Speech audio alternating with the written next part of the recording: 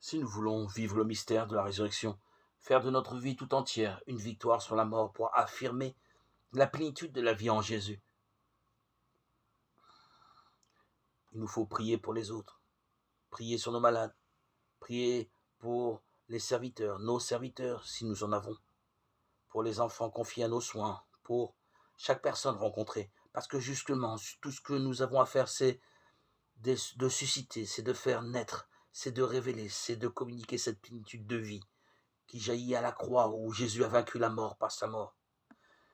Il y a dans chacun, quelle que soit la couleur de sa peau, quelle que soit sa misère physique et la laideur de son aspect, il y a en chacun ce trésor caché, ce trésor qui est le royaume de Dieu, ce trésor qui a été conquis auprès du sang du Seigneur, ce trésor infini qui est tout le royaume de Dieu.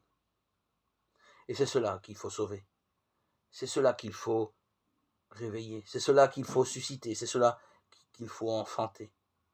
Et c'est pourquoi finalement la vie ressuscitée en nous, la vie du Christ vainqueur de la mort doit s'exprimer dans cette maternité de l'âme à l'égard de toute âme, dont Jésus nous parle en disant « Celui qui fait la volonté de mon Père et mon frère et ma sœur et ma mère, et ma mère et ma mère. » Voilà ce qu'il faut entendre. Et ma mère.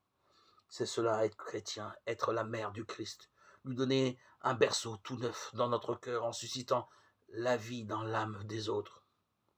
Est-ce que nous allons entendre cette parole?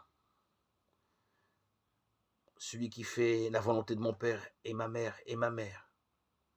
Quelle joie, quel tremblement, quel bonheur. Matthieu 12, 50. C'est cela le christianisme. Entrer dans la vocation de Marie et comme elle devenir le vivant berceau de Jésus.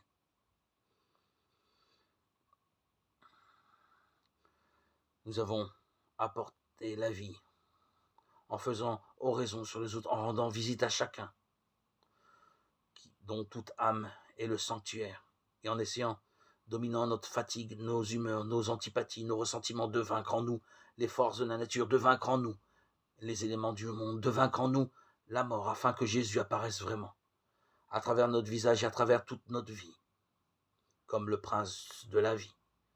Acte 3, 15.